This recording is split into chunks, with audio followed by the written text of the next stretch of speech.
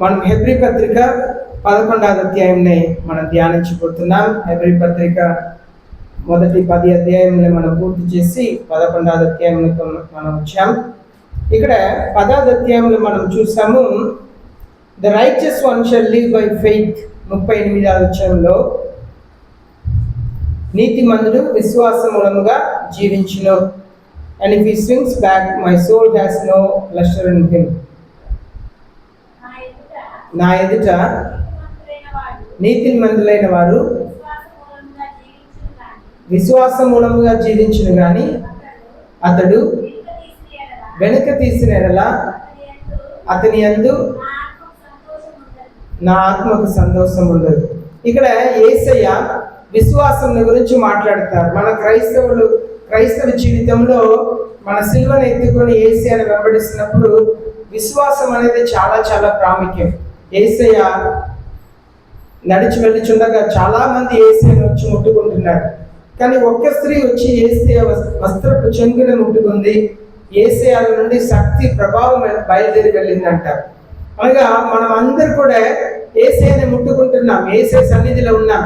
కానీ ఎవరో ఒక్కరు మాత్రమే ఆ శక్తిని పొందుకుంటున్నారు. అనగా ఒక్కరు మాత్రమే విశ్వాసంతో ఉంటున్నారు. మనందరికీ కూడా పరిపూర్ణమైన విశ్వాసం దేవుని సన్నిధిలో కావాలి. విశ్వాసం లేకుండా మన నిజమైన మంచి క్రైస్తవులుగా జీవించటం అనేది అసాధ్యం. కనుక దేవుని సన్నిధిలో మన భారంతో ప్రార్థన చేసి మన విశ్వాసాన్ని పంపింప చేయమని అడగాలి. ఒక తండ్రి బిడ్డని యేసయ్య దగ్గర తీసుకొచ్చాడు. యేసయ్య దగ్గర తీసుకొచ్చి, అయ్యా నా బిడ్డ నిప్పులోను నీళ్ళలోను దెయ్యం పట్టినప్పుడు పడిపోతున్నాడు, మీరు స్వస్థపరచండి అని అడిగినప్పుడు ఆ తండ్రి ఇలాగ యేసయ్యని అడుగుతున్నారు, నా విశ్వాసాన్ని పంపింప చేయండి. విశ్వాసం మనకు పెరగాలి. క్రైస్తవ జీవితంలో అనుదినము మన విశ్వాసం దేవుని పట్ల పెరగాలి. నా దేవుడు నన్ను ప్రేమిస్తున్నారు, నా దేవుడు నా కొరకు నేను అడిగిన వాటిని నా కొరకు చేస్తాను, పాపం నుండి పరిపూర్ణమైన విడుదలను దయచేస్తారు, శాపం నుండి నన్ను విడిపిస్తారు అని చెప్పి నమ్మాలి. నా దేవుని స్వాధీనంలో నేను ఉన్నాను, నాకు ఏ కీడు జరగదు, నన్ను యేసయ్య ప్రేమిస్తున్నారు అని చెప్పి పరిపూర్ణంగా మనం విశ్వసిస్తున్నప్పుడు మన విశ్వాసం బట్టి దేవుడు మన జీవితంలో కార్యం చేస్తాడు. కనుక ఇక్కడ 11వ అధ్యాయంలో మన విశ్వాస వీరుల గురించి చూడబోతున్నాం. దానికి ముందు 10వ అధ్యాయం 38వ వచనంలో ఇదే వచనంని హెబ్రీ పత్రిక 2వ అధ్యాయం 3-4 వచనంలో చూస్తున్నాం. అలాగే రోమిలికి రాసిన 1వ అధ్యాయం 17వ వచనంలో చూస్తున్నాం. అలాగే గలాతీయులకు రాసిన 3వ అధ్యాయం 11వ వచనంలో చూస్తున్నాం. హెబ్రీలకు రాసిన 2వ అధ్యాయం 2-4 వరకు చూస్తున్నాం. రోమిలికి రాసిన 1వ అధ్యాయం 17వ వచనంలో చూస్తున్నాం. అలాగే గలాతీయులకు రాసిన 3వ అధ్యాయం 11వ వచనంలో చూస్తున్నాం. ఇదంతా కూడా ఈ 38వ వచనం బైబిల్లో 4 చోట్ల ఉన్నది. ఈ వచనం 4 చోట్ల ఉన్నది. ఇది పాత నిబంధన నుండి తీయబడిన వాక్యం. అనగా విశ్వాసంలోకి ఎంత ప్రాధాన్యతను దేవుడు ఇస్తున్నారు అని చెప్పి మనం చూస్తున్నాం. ఒక వ్యక్తిని, పక్షవాతం కలిగిన వ్యక్తిని 4 స్నేహితులు తీసుకొని వస్తున్నారు, మోసుకొని వచ్చారు యేసయ్య దగ్గర. ఆ ఇంటి పైకప్పుడే తీసి యేసయ్య ఉన్న చోట్లో ఆ పక్షవాతం కలిగిన వ్యక్తిని దింపారు. అక్కడ యేసయ్య వారి విశ్వాసాన్ని చూసి, నీ విశ్వాసం గొప్పది అన్నారు. వారి విశ్వాసం అనగా యేసయ్య మనల్ని చూసినప్పుడు మనకి ఎంత విశ్వాసం ఉందో చూస్తున్నారు. ఆయన పట్ల మనం ఎంత విశ్వాసం కలిగి ఉన్నాం, ఎంత ప్రేమ కలిగి ఉన్నాం అని చెప్పి యేసయ్య చూస్తారు. క్రైస్తవ జీవితంలో యేసయ్య రాబోతున్నారు అనే సంఘటనని స్పష్టంగా మనం చూస్తున్నాం. ఈ ఉదయకాలంలో నేను ఒక వార్తని వింటున్నాను. ఆ వార్తని వింటున్నప్పుడు బాంబు వేస్తే నిప్పు రాదు, వర్షం వచ్చింది.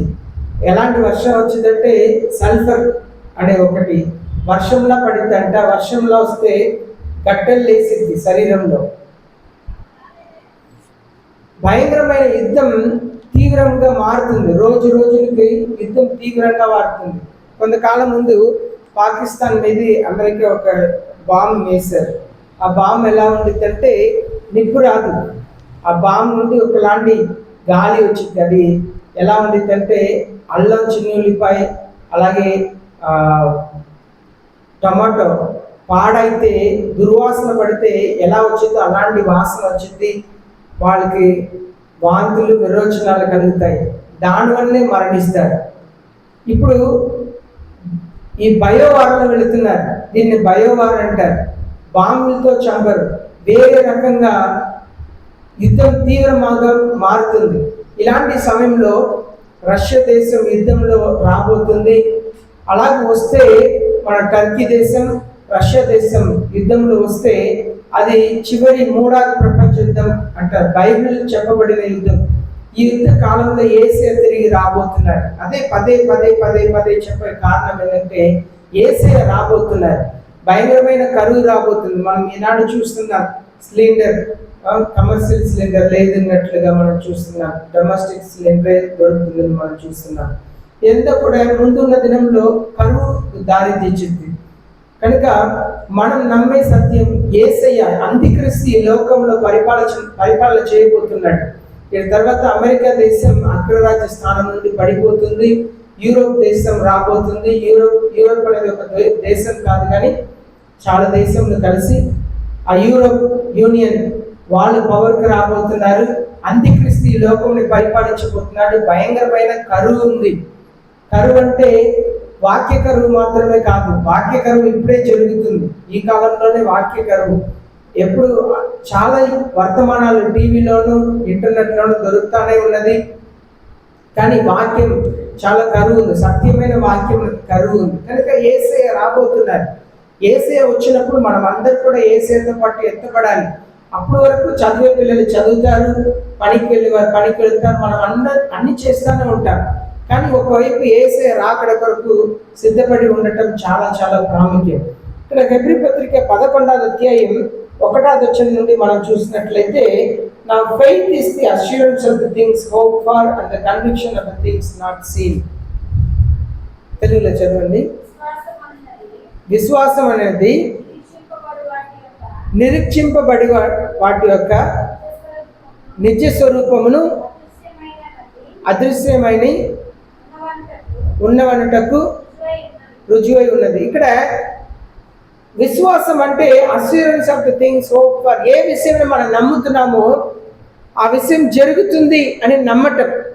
ఇప్పుడు మనం చూస్తున్నాము నోవాహు జీవితంలో మనం చూస్తున్నాము, దేవుడు చెప్తున్నారు పెద్ద వరద వస్తుంది, నేను నీటితో ఈ లోకం నాశనం చేయబోతున్నాను అంటున్నారు. నువ్వు ఓడ కట్టు అన్నారు. 100 సంవత్సరాలు తను కష్టపడి ఓడని కట్టారు. 100 సంవత్సరాలు ఓడని కడితే 1 సంవత్సరంన్నర ఓడలో ఉన్నాడు. లోకంలో ఉన్న అన్నిటినీ దేవుడు నాశనం చేశారని మనం చూస్తున్నాం. ఇది దేన్ని చూపిస్తుంది? ఇది దేన్ని చూపిస్తుంది అంటే విశ్వాసంతో 100 సంవత్సరాలు కష్టపడి ఓడని కట్టారు. ఓడని కట్టడానికి 1.5 సంవత్సరాలు నీటిలో నుండి రక్షించబడుతూ 100 సంవత్సరాలు పని చేయవలసింది వచ్చింది. చూడండి, ఒక్కసారి యేసయ్య వచ్చినప్పుడు ఎత్తబడితకు మన ఇన్ని సంవత్సరాలు క్రైస్తవ జీవితంలో జీవించవలసిన అవసరత మనకుంది. కనుక క్రైస్తవ జీవితంలో మనం చేయవలసిన పని ఏంటంటే మనం విశ్వసించాలి. Assurance of the things hope for. ఏ విషయంలో మనం నమ్ముతున్నాము, యేసయ్య రాబోతున్నారు, యేసయ్య రాబోతున్నారు, యేసయ్య రాబోతున్నారని ఎన్నిసార్లు చెప్పినా నిర్లక్ష్యముగానే జీవిస్తున్నాం. నేను అప్పుడప్పుడు ప్రశ్నిస్తూనే ఉంటాను. చర్చిలో పోయిన వారం ఒక చోట్లో మీటింగ్లో ఉన్నాం. నేను ప్రశ్నిస్తూ ఉంటాను, ఇప్పుడు యేసయ్య వస్తే నేను ఎత్తబడతానా? ఇంట్లో ఉన్నప్పుడు కూడా అదే ఆలోచన చేస్తాను, ఇప్పుడు యేసయ్య వస్తే నేను ఎత్తబడతానా? మీరు ఏదైనా మాట్లాడుతున్నారు, ఏదైనా చేస్తున్నారు, అప్పుడు ఆలోచన చేయాలి, ఇప్పుడు యేసయ్య వస్తే నేను ఎత్తబడతానా అని చెప్పి ఆలోచన చేయాలి. For the conviction of the things not seen. కంటితో చూడని విషయంలో కూడా నమ్మటం. కంటితో ఏ విషయంలో మనం చూడలేదో ఆ విషయంలో కూడా మనం చూసినట్లుగా విశ్వసించటం. మనకు తెలియదు, ఇంకా కళ్ళతో చూడలేదు, అయినప్పుడు కూడా పరిపూర్ణంగా విశ్వసించటం ఇది జరుగుతుంది. ఇప్పుడు ఆకాశంలో భూమిని దేవుడు ఎలా సృష్టించారు? తన నోటితో పలికారు. ఏమి లేని చోట్లో భూమిని సృష్టించారు. ఆకాశం మీద సూర్యుడు, చంద్రుడు, నక్షత్రాలను సృష్టించారు. తన నోటి మాటతో పలికారు. ఈ భూమిలో జంతువుల్ని, ఆకాశ పక్షుల్ని, మనుషుల్ని అన్నిటిని తన నోటి మాటతో పలికారు. ఇది మనం ఏదైతే చూడలేదో చూడని విషయంలో కూడా దేవుడు చేయగలుగుతారు అని చెప్పి విశ్వసించటం. ఏదైతే మనం చూడలేదో ఆ విషయంలో కూడా దేవుడు నమ్మదగని విషయంలో కూడా మనం నమ్మటమే విశ్వాసం. అనగా మనకు యేసయ్య సిలువలో మరణించారు, మనం చూడలేదు కానీ మనం నమ్ముతున్నాం. నా కొరకు యేసయ్య సిలువలో మరణించారని మనం నమ్ముతున్నాం. అదే విశ్వాసం. విశ్వాస జీవితంలో క్రైస్తవులు మనసు నిండా విశ్వాసం కలిగి జీవిస్తే మాత్రమే యేసయ్య వచ్చినప్పుడు మనం ఎత్తపడతాం. లేకపోతే యేసయ్య వచ్చినప్పుడు విడవబడే పరిస్థితికి చాలామంది నెట్టబడుతున్నారు. ఇక్కడ చూడండి, ఎఫెసీయులకు రాసిన 2వ అధ్యాయం 8వ వచనం చదువుతాం. ఎఫెసీయులకు రాసిన 2వ అధ్యాయం 8వ వచనం చదువుతాం.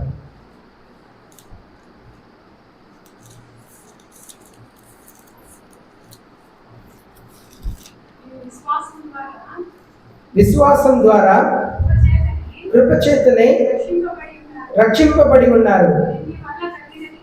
ఇది మీ వల్ల కలిగినది కాదు, దేవుని వరమే. చూడండి, మనకు రక్షణ ఎలా వచ్చింది? విశ్వాసం వల్ల వచ్చింది. మనం రక్షించబడ్డాము, మన పాపములు క్షమించబడిందంటే విశ్వసిస్తున్నాం. యేసయ్య మన పాపముల కొరకు మరణించుటకు వచ్చారు. యేసయ్య మన కొరకు సిలువలో మరణించారు. మనం విశ్వసిస్తున్నప్పుడు రక్షణను పొందుకుంటున్నాం. అలాగనే faith is developed by knowing God supremely, personally. ఎప్పుడైతే దేవుని వ్యక్తిగతంగా ఎరిగి ఉన్నామో విశ్వాసం రోజు రోజుకు పెరుగుతూ ఉన్నది. వ్యక్తిగతంగా దేవుని మీద విశ్వాసం కలిగినప్పుడు వ్యక్తిగతంగా దేవుని ఎలా ఎరగగలుగుతాం? రోజు వాక్యంని చదవాలి, రోజు వాక్యంని సున్నంగా చదవాలి. అలాగే రోజు ప్రార్థన చేయాలి, మోకరించి విశ్వాసంతో ప్రార్థన చేయాలి. దేవా, నేను అడుగుతున్న వాటిని మీరు చేస్తానని నేను నమ్ముచున్నాను తండ్రి. మీరు అద్భుతం చేస్తానని నేను నమ్ముచున్నాను తండ్రి. అయ్యా, నా సమస్యల నుండి మీరు విడిపిస్తానని నేను నమ్ముచున్నాను. కార్యముల్ని మార్చివేసే దేవుడు నేను నమ్ముచున్నాను ప్రభువా. విశ్వాసముతో పలకాలి, విశ్వాసముతో ప్రార్థన చేయాలి, వాక్యంని విశ్వాసముతో చదవాలి. వాక్యంని చదువుతప్పుడు విశ్వాసముతో చదవాలి. దాంట్లో ఉన్న వాటిని అక్షరాలుగా నమ్మాలి. ఇది దేవుని వాక్కు, ఇది దేవుని మాటలు. దీంట్లో రాయబడి ఉన్నదంతా కూడా దేవుని వల్ల కలిగిందని పరిపూర్ణముగా నమ్మి మనం విశ్వసించాలి. Faith is manifested in obedience. Faith, విశ్వాసం ఎప్పుడు నిరూపణం అవుతుందంటే విధేయత చూపించటంలో. విధేయత చూపించటం, దేవుని వాక్యమునకు విధేయత చూపించటం, దేవుని చెప్పిన మాటకు విధేయత చూపించటమే విశ్వాసం. విశ్వాసములకు ఆధారమే విధేయత. మన క్రైస్తవ జీవితంలో దేవుని వాక్యమునకు విధేయత లేని జీవితంలో జీవిస్తుంటే విశ్వాసం లేదని అర్థం. విశ్వాసం లేని జీవితంలో జీవిస్తున్నామని అర్థం. యేసయ్య రాబోతున్నారు అనే సంఘటనని మనం ఎలా విశ్వసిస్తున్నామంటే విధేయత చూపించి పరిశుద్ధంగా కాపాడుకోవాలి. మనల్ని మనం పరిశుద్ధంగా కాపాడుకోవాలి. యేసయ్య దగ్గర అప్పటికప్పుడు పాప క్షమాపణ అడగాలి. రోజు రోజు పాప క్షమాపణ అడగాలి. నన్ను నా పాపములను క్షమించండి ప్రభువా, నాకు మీ కృపను దయచేయండి అని చెప్పి అడగాలి. ఇది విశ్వాసం. 2వ వచనం చదువుతున్నాం. 2వ వచనంలో for by it men of old gained approval. 2వ వచనంలో చదువుతాం. దాన్ని బట్టి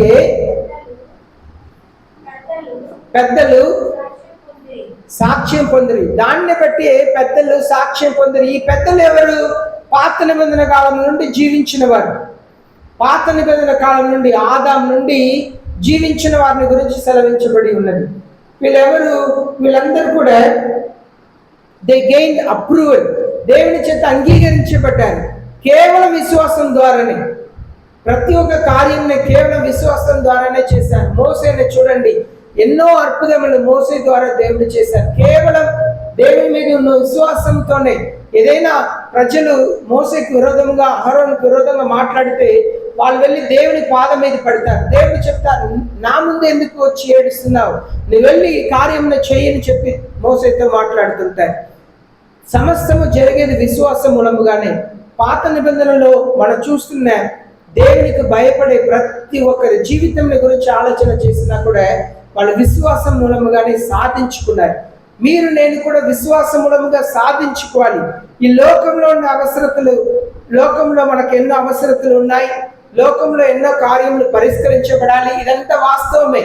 కానీ వాటికంటే ఏది ప్రాముఖ్యం అంటే, మన చదువు కంటే, మన డబ్బు కంటే, అప్పు కంటే, ఈ లోకంలో ఉన్న ఆశీర్వాదము కంటే మనం దేని మీద పరిపూర్ణమైన విశ్వాసం కలగాలంటే, నేను యేసే వచ్చినప్పుడు ఎత్తబడతాను, నేను ఎత్తబడతకు కావలసిన అర్హత కలిగి జీవిస్తున్నాను అని చెప్పి దృఢంగా మనం నమ్మి విశ్వసించాలి. ఎందుకంటే ఈ అంత్య దినంలో సాతానుడు ఎవరిని మృంగుదన్నా అని చెప్పి సింహములే తిరుగుతున్నాడంట. ఎవరిని నేను పట్టుగలుగుతాను? సంఘంలో సాతానుడు ఎవరు వాక్యంని జాగ్రత్తగా వింటున్నారు, ఎవరు ఇంట్లో వెళ్ళి జాగ్రత్తగా తమ నోరుని కాపాడుకొని, కళ్ళని కాపాడుకొని జాగ్రత్తగా ఉంటున్నారు, వారు వెంట సాతానుడు ఉంటాడు.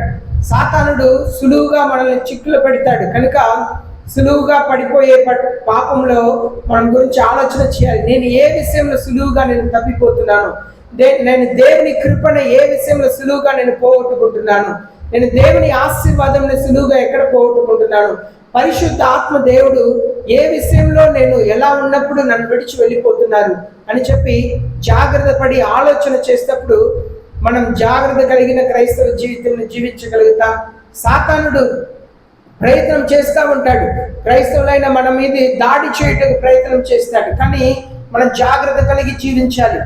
ప్రియమైన దేవుని జనమా, మనం ఏదో అనే జీవితంని జీవించకుండా దేవునికి భయభక్తి కలిగిన జీవితంని జీవించాలి. యేసే ఒక పర్యాయం చెప్పారు, మీరు చూసేదాన్ని చూడుటకును, మీరు వినే మాటలు వినుటకును చాలా మంది ఆశించారు, కానీ వారు చూడలేకపోయారు, వినలేకపోయారు, కానీ మీకు ఆశీర్వాదం దొరికింది అన్నారు శిష్యుల్ని చూసి.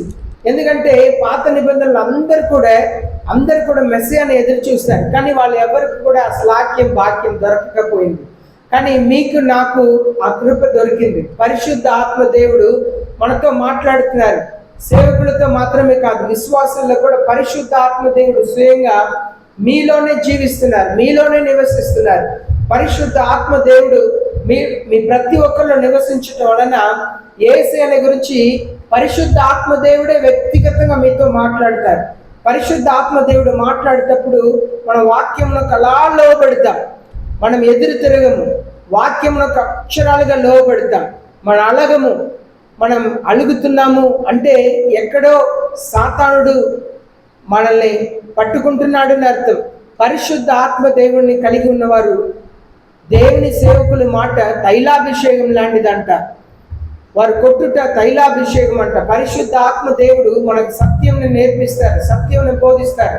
సాతానుడు మిమ్మల్ని పట్టుకుంటే ఆయన వ్యతిరేకమైన మాటల్ని చెప్తుంటాడు. చూడండి, పాత నిబంధనలో ఉన్న క్రైస్తవులందరూ కూడా వారు విశ్వాసం మూలముగానే దేవుని చేత అంగీకారాన్ని పొందుకున్నారు. యాకోబు పత్రిక 2వ అధ్యాయం 14 నుండి 16 వచ్చిన వరకు మనం చదివినట్లయితే, యాకోబు పత్రిక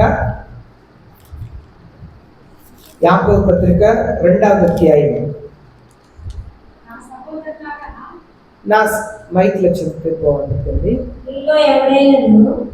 శరీరంలో కావలసిన వాటిని ఇయ్యక సమాధానముగా వెళ్ళుడు, చలి కాచుకొనుడి, తృప్తి పొందుడని చెప్పిన యెడల ఏమి ప్రయోజనము? అలాగే 14 వచ్చిన చదవండి. 14. నా సహోదరులారా, క్రియలు లేనప్పుడు ఎవడైనా తనకు విశ్వాసం కలదని చెప్పిన యెడల ఏమి ప్రయోజనము? అట్టి విశ్వాసం అతన్ని రక్షింపగలదా? సహోదరుడైనను సహోదరి అయినను దిగంబరులై ఆనాటికి భోజనం లేక ఉన్నప్పుడు మీలో ఎవడైనను శరీరంలో కావలసిన వాటిని ఇయ్యక సమాధానముగా వెళ్ళుడు, చలి కాచుకొనుడి, తృప్తి పొందుడని చెప్పిన యెడల ఏమి ప్రయోజనము? అలాగే విశ్వాసం క్రియ లేనిదైతే అది ఒంటిగా ఉండి మృతమైనదగును. అయితే ఒకడు నీకు విశ్వాసం ఉన్నది, నాకు క్రియలు ఉన్నవి, క్రియలు లేకుండా నీ విశ్వాసం నాకు కనపరచును, నేను నా క్రియల చేత నా విశ్వాసం నీ కనపడుతుందని చెప్పాను. 26 నేను నా క్రియల చేత నీ విశ్వాసం నీకు కనపడుతుందని చెప్పాను. దేవుడు ఒక్కడే, అని నీవు నమ్ముచున్నావు. అలాగూ నమ్ముట మంచిదే.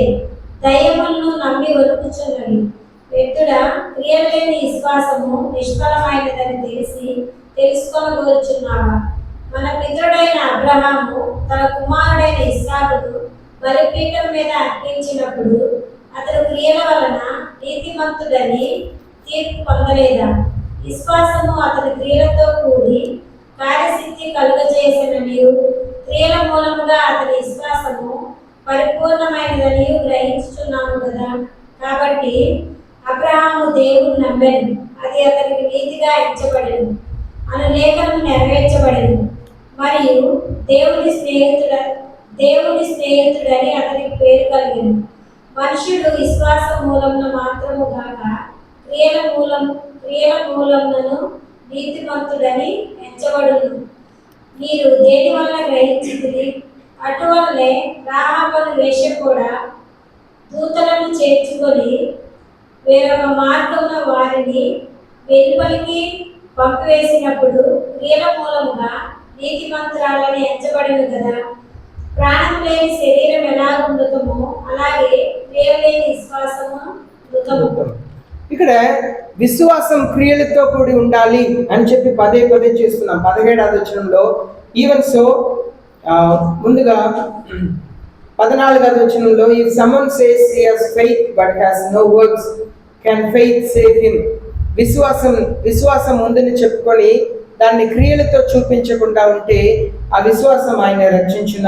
17వ వచనం even so faith if it has no works is death being by itself. విశ్వాసం అనేది క్రియాపూర్వకంగా లేకపోతే అది మృతమైన విశ్వాసం. I will show you my faith by works. 18వ వచనంలో విశ్వాసంనే నేను క్రియాపూర్వకంగానే నేను చూపించగలుగుతాను. 20వ వచనంలో faith without work is useless. విశ్వాసం క్రియాపూర్వకంగా ఉండాలి. ఎవరైనా పేదవారు ఉన్నారు, చలికి వణుకుతున్నారంటే వెళ్ళి ఇంటికి వెళ్ళి అన్నం తిని మంచిగా నిద్రపోండి అంటే సరిపోయిద్దా? వాళ్ళకి దుప్పటనే ఇవ్వాలి. క్రియాపూర్వకంగా చేయాలి. విశ్వాసంని మాటతో పలికితే సరిపోదు, అది క్రియాపూర్వకంగా ఉండాలి. ఇప్పుడు హెబ్రీ పత్రిక 11వ అధ్యాయం 3వ వచనం చదువుదాం. హెబ్రీ పత్రిక 11:3. By faith we understand that the world was prepared by the word of God, so that what is seen was not made out of the things which are visible. ప్రపంచములు దేవుని వాక్యము వలన నిర్మాణమైనవనియు, అందును బట్టి దృశ్యమైనది కనబడే పదార్థములచే నిర్మింపబడలేదనియు విశ్వాసం చేత గ్రహించుకొనుచున్నాను. దీన్ని హైపోథెసిస్ అంటారు. అనగా హైపోథెసిస్ అంటే దేవుడు నిరూపించారు.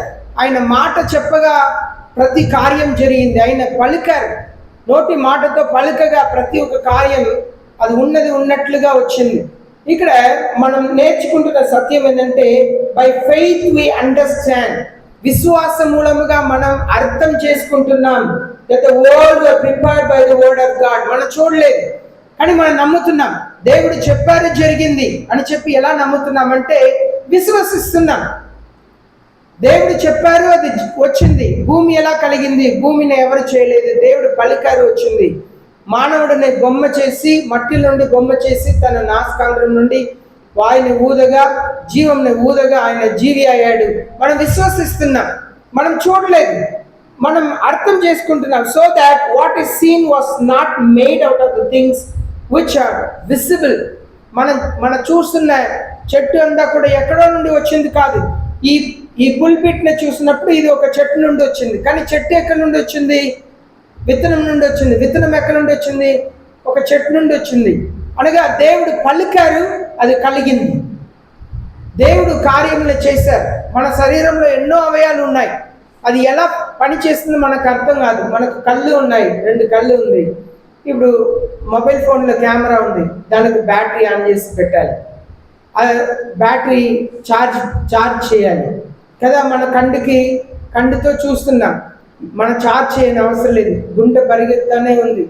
అది దానికి ఏ ఛార్జ్ చేయని అవసరం లేదు, తనకు తాను పని చేస్తానే ఉన్నాయి. శరీరంలో అవయాలంతా కూడా తనకు తాను పని చేస్తూ ఉన్నాయి.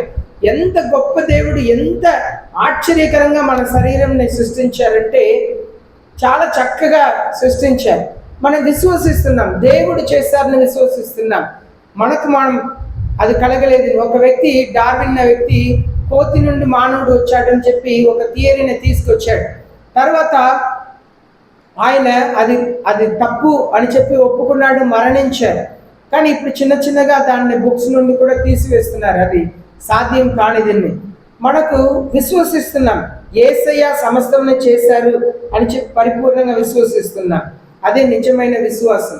మనం కూడా వ్యక్తిగత జీవితంలో నమ్మాలి, నాకు కూడా మంచి జీవితం వస్తాయి, నా పిల్లల్ని దేవుడు దీవిస్తారు. ఎప్పుడు యోబు వలె పిల్లల కొరకు ప్రార్థన చేయటం. యోబు వేకువడే లేచి తన పిల్లల్ని పిలిచి ఒక్కొక్కరి కొరకు బలి ఇస్తారంట. యోబు బలి ఇచ్చి ప్రార్థన చేసేవారంట. ప్రతిదినం ఉదయకాలం యోబు పిల్లల కొరకు ప్రార్థన చేసేవారంట. మన పిల్లల కొరకు మనం ప్రార్థన చేయాలి. మన పిల్లలు ఎదిగేసరికి వాళ్ళకి స్వచ్ఛతం ఉంది. వాళ్ళందరూ కూడా ఆదాము పిల్లలు కనుక ఎదురు తిరిగే స్వభావం ఉంటుంది, అబద్ధం చెప్పే స్వభావం ఉండిద్ది, కొన్నిసారి స్వార్థంగా ఆలోచన స్వభావం ఉండిద్ది. కానీ మనం దేవుని సన్నిధిలో పెట్టాలి. ప్రార్థన అనే తాడుని వాళ్ళని ఒక ప్రార్థన అనే తాడుతో కట్టి ఒక భాగంని మన చేతిలో ఉంచుకోవాలి. ప్రార్థనతో వారిని కంట్రోల్ చేస్తూ ఉండాలి. పిల్లల కొరకు ప్రార్థన చేస్తా పిల్లల్ని కంట్రోల్ చేయాలి. పిల్లలు దూరంగా ఉండవచ్చు, ఒకవేళ దగ్గరగా ఉండవచ్చు. వాళ్ళని ఎలా కంట్రోల్ చేయగలుగుతామంటే ప్రార్థన ద్వారా మాత్రమే. దేవుని సన్నిధిలో పిల్లల కొరకు ప్రార్థన చేయడం చాలా ప్రాముఖ్యం. మీ పిల్లలకు వ్యక్తిగతంగా మీ జీవితంలో ప్రార్థన చేయాలి. పిల్లలు తల్లిదండ్రుల కొరకు ప్రార్థన చేయాలి. రక్షణ లేని తల్లిదండ్రుల కొరకు ప్రార్థన చేయాలి. రక్షించబడిన తల్లిదండ్రులు పిల్లల కొరకు భారముతో ప్రార్థన చేయాలి. ఎంత విశ్వాసం మూలముగానే జరుగుతుంది. విశ్వసించాలి, నా దేవుడు నా పిల్లల్లో కార్యం చేయటకు సామర్థ్యం కలిగిన దేవుడు అని చెప్పి పరిపూర్ణంగా విశ్వసించాలి. ఇప్పుడు 4వ వచనం నేను చదువుదాం. By faith Abel offered to God a better sacrifice than Cain, through which he obtained the testimony that he is righteous, God testifying about his gifts. Through faith, though he is dead, he still speaks. విశ్వాసమును బట్టి హేబేలు కయ్యూను కంటే శ్రేష్టమైన బలి దేవునికి అర్పించెను. దేవుడు అతని అర్పణలను గురించి సాక్ష్యం ఇచ్చినప్పుడు అతడు ఆ విశ్వాసమును బట్టి నీతిమంతుడని సాక్ష్యం పొందెను. అతడు మృతి నుండి ఆ విశ్వాసం ద్వారా మాట్లాడుచున్నాడు. చూడండి, కయీను ఏబేల్ దేవుని ఆదాము యొక్క పిల్లలు. వాళ్ళిద్దరు కూడా బలి ఇచ్చుటకు ఒక రోజు వచ్చారు. చాలా మంది చెప్తారు హేబేలు రక్తంని సమర్పించారు కనుక, ఒక గొర్రెని సమర్పించారు కనుక ఆయన్ని దేవుడు అంగీకరించారు. కానీ కయీను పంట పొలంలో వచ్చిన దాన్ని సమర్పించారు కనుక అంగీకరించారు. కానీ అది కాదు, రక్తంని సమర్పించారని కాదు. Offered a better sacrifice. ఇది హేబేలు తన హృదయం ముందు దేవుని వాక్యం సెలవిస్తుంది. హేబేలును తన కాணிకను అంగీకరించారు, కయీను కాணிకను తృణీకరించారు. ఇక్కడ దేవుడు తన జీవితంలో చూస్తున్నాడు, తన మనస్సును చూస్తున్నాడు. ముందు సాక్రిఫైస్ సమర్పణ చేయటకు ముందు, అర్పణను చేయక ముందు తన మనస్సుని చూస్తున్నాడు. మనసులో ఉన్నదాన్ని ముందు దేవుడు చూసి తర్వాత క్రియ ఎలా ఉందని చూస్తున్నాడు. ఇక్కడ చూస్తున్నాము, he was accepted because of his brokenness. ఆయన విరిగిన నలిగిన హృదయం కలిగి ఉన్నారు. మనం చూస్తున్నాము యెషయా 64వ అధ్యాయం 6వ వచనం చదువుతాం. యెషయా గ్రంథం 64వ అధ్యాయం, యెషయా 64 6వ వచనం చదువుతాం.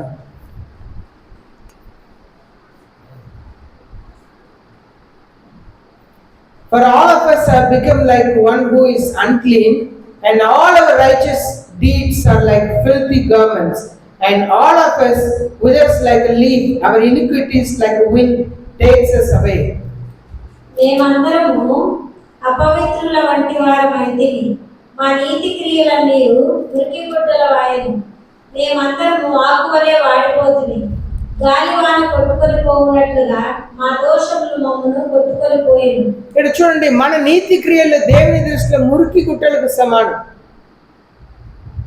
హేబేలు దేవుని దృష్టిలో విరిగిన నలిగిన హృదయం కలిగి ఉన్నారు. ముందు హృదయంని చూస్తున్నారు దేవుడు. కయీనుకు విరిగిన నలిగిన హృదయం లేదు. దానికే మనం చూస్తున్నాము 32వ కీర్తన 1వ వచనంలో, కీర్తన 32:1 చదువుదాం. కీర్తన 32. అతిక్రమములకు పరిహారం నొందినవాడు, తన పాపమునకు ప్రాయశ్చిత్తం నొందినవాడు ధన్యుడు. పాపమునకు ప్రాయశ్చిత్తం పొందినవాడు ధన్యుడును దేవుని వాక్యం సెలవిస్తుంది. How blessed is he whose transgressions are forgiven. ఎవరు పాపములు క్షమించబడిందో ఆయన ధన్యుడు. Whose sin is covered. పాత నిబంధనలో దావీదుకు తెలిసిందంతా కూడా పాపముని కప్పుతున్నారు, కానీ కొత్త నిబంధనలో యేసయ్య పాపముని కప్పట్లేదు, కానీ పాపముల్ని తన రక్తం చేత తుడిసి వేస్తున్నారు. అనగా హేబెలు జీవితంలో మనం చూస్తున్న గొప్ప కార్యం ఏంటంటే, విరిగిన నలిగిన హృదయం తను కలిగి ఉన్నారు. విరిగి నలిగిన హృదయంలో దేవుడు అంగీకరిస్తున్నారు. 51వ కీర్తన 16వ వచనం చదువుదాం. 51వ కీర్తన 16వ వచనం చదువుదాం. 16, 17 వచనం చదువుతాం. 51. నీవు బలిని కోరువాడవు కావు, కోరిన ఎడల నేను అర్పించుదును. దహన బలి నీకు ఇష్టమైనది కాదు, విరిగిన మనసే దేవునికి ఇష్టమైన బలులు. దేవా, విరిగిన హృదయంలో నీవు అలక్ష్యం చేయవు. చూడండి, for you do not delight in sacrifice. దేవుడు సమర్పణలో సంతోషపడే దేవుడు కాదు. Otherwise I would give it. You are not pleased with burnt offering. దహన బలి మీద మీకు ఇష్టం లేదు. The sacrifices of God are a broken spirit. విరిగిన నలిగిన హృదయం, broken and contrite heart, O God you will not despise. దేవుడు విరిగిన నలిగిన హృదయంనే చూస్తున్నారు. మన హృదయం దేవుని ఎదుట ఎలా ఉంది, ఎలాంటి విరిగిన నలిగిన హృదయం కలిగి ఉన్నాను. హేబెలు అలాంటి ఒక సమర్పణని సమర్పించారు. రోమిలికి రాసిన 4వ అధ్యాయం 16వ వచనం చదువుతాం. రోమిలికి రాసిన 4వ అధ్యాయం 16వ వచనం చదువుతాం.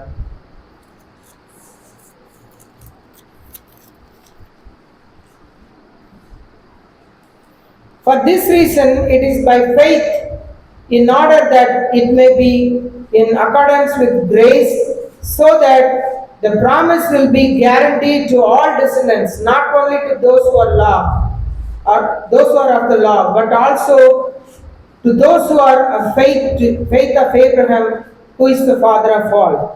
ఈ హేతు చేతను ఆ వాగ్దానము యావత్ సంతతికి, అనగా ధర్మశాస్త్రము గల వారికి మాత్రము కాక అబ్రహాముకున్నట్టి విశ్వాసము గల వారికి కూడా దృఢము కావాలని కృపను అనుసరించినదై ఉన్నట్లు అది విశ్వాస మూలమైన దాయము.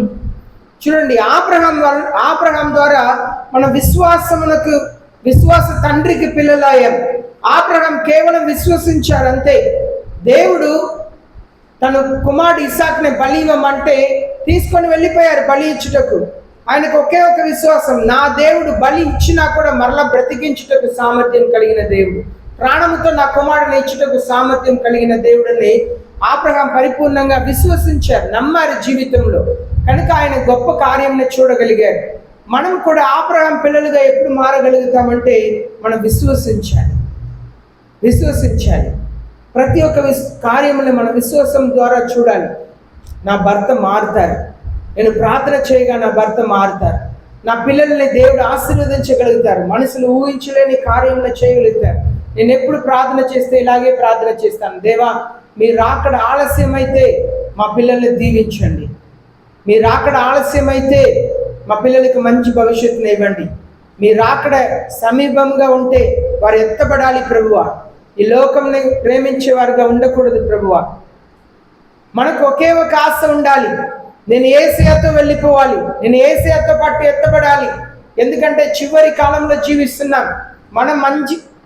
మనం మంచిగా ఉంటున్నాం, ఇక్కడ సుఖముగా సౌఖ్యముగా ఉంటున్నాం, మనకి ఏ కష్టము లేదు.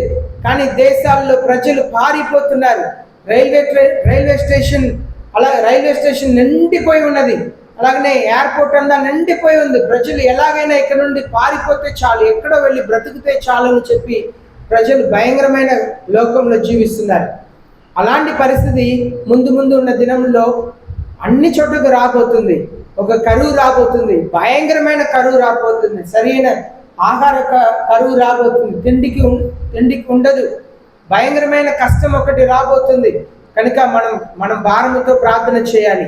దేవుని సన్నిధిలో, అయ్యా నాకు విశ్వాసం ఇవ్వండి ప్రభువా, మీ వాక్యంని అర్థం చేసుకునే మనసుని ఇవ్వండి. ఏమి అర్థం చేసుకోకపోయినా నా యేసయ్య రాబోతున్నారు, నేను ఒకవేళ చనిపోయినా నేను యేసయ్య దగ్గర వెళ్ళాలి, ఒకవేళ యేసయ్య వచ్చినా నేను ఎత్తబడాలి అనే ఆశ కలిగి మనం జీవిస్తున్నప్పుడు యేసయ్య అద్భుత కార్యం చేస్తారు. హేబెల్ జీవితంలో మనం చూస్తున్నాము, తనకు విరిగిన నలిగిన హృదయంతో ద బెస్ట్, దేవునికి శ్రేష్టమైన బహుమానం తీసుకొచ్చారంట. కారణం ఏంటంటే, నాకంటే నా దేవుడు గొప్పవారు, నేను దేవునికి ఏది చేసినా నేను గొప్ప కార్యం చేయాలి, ఏ పని చేసినా దేవునికి శ్రేష్టమైన కార్యం చేయాలి. మీకు తెలుసా, మందిరంలో ఊడవటం కూడా ఒక పరిచర్యే, బాత్రూమ్ని చర్చిలో బాత్రూమ్ కడగటం కూడా ఒక పరిచర్యే, మందిరంలో చిన్న చిన్న పనులు చేయటం కూడా అదొక పరిచర్యే. అన్ని కూడా దేవునికి చేసే సేవే. దేవుడు చూస్తున్నారు మీరు చేసే కార్యములన్నిటినీ, ఎలాంటి మనసు కలిగి మీరు చేస్తున్నారని దేవుడు చూస్తున్నారు. కనుక దానికి తగిన ఆశీర్వాదంని, ప్రతిఫలంని దేవుడు మీకు అనుగ్రహిస్తారు. మీరు వచ్చి దేవుని సన్నిధిలో ప్రార్థన చేస్తున్నారు, ఆ ప్రార్థన సమయంలో దేవుడు చూస్తున్నారు. మీరు ఎంతగా ప్రాధాన్యత ఇస్తున్నారో దాన్ని దేవుడు చూస్తున్నారు. మనం పని కాదు, మనం దేనికో ప్రాధాన్యత ఇస్తున్నాం. దేవుని సన్నిధిలో పరిగెత్తి రావాలి, దేవుని సన్నిధిలో కూర్చొని ప్రార్థన చేయాలి. యేసయ్య మీరు ఎప్పుడు వచ్చినా నేను పరలోకం వచ్చేయాలి ప్రభువా. పరలోక రాజ్యంలో కూడా బాష్ప బిందువులు కారుతాయంట, అనగా కన్నీళ్ళు ప్రజలు కారుస్తారంట. కారణం ఏం తెలుసా, నేను దేవుని కొరకు ఇంకా మంచి జీవితం జీవించి ఉంటే బాగుండిద్ది, నేను దేవుని కొరకు ఇంకా ఏదైనా మంచి కార్యం చేసి ఉంటే బాగుండిద్ది, నేను కూడా పరిచర్య చేసి ఉంటే బాగుండిద్ది, అయ్యో నేను పరిచర్య చేయలేకపోయాను, నేను దేవుని కొరకు మంచి కార్యములు చేయలేకపోయానే అని చెప్పి దుఃఖిస్తారంట. వాళ్ళ పిల్లలు, వారి కుటుంబస్తులు నరకంలో యుగములుగా వాళ్ళు వేదన పొందుచుంటే వాళ్ళు బాధపడతారంట. అయ్యో నా పిల్లల్ని మంచి రీతిగా నేను పెంచకపోయాను, నా బంధువుల కొరకు నేను ప్రార్థన చేయకపోయాను అని దుఃఖించి బాధపడి ఏడుస్తారంట. యేసయ్య కన్నీటిని తుడుస్తారంట. మన దేవునికి మన శక్తి కొలది దేవునికి చేయాలి. హేబెల్ తన జీవితంలో దేవునికి శక్తి కొలది చేశారండి, శక్తి కొలది దేవుని కొరకు చేశారు. దేవుడు హేబెల్ని ఆశీర్వదించారు, బలిని అంగీకరించారు. మనకు విరిగిన నలిగిన హృదయం కావాలి, యేసయ్య అదే చూస్తున్నారు. విరిగి నలిగిన హృదయాన్ని అంగీకరించే దేవుడు. మోకరిస్తాం, ప్రార్థన చేస్తాం. విశ్వాసం, క్రైస్తవ జీవితంలో విశ్వాసం అనేది చాలా చాలా ప్రాముఖ్యం. మనం నమ్మాలి. నాకు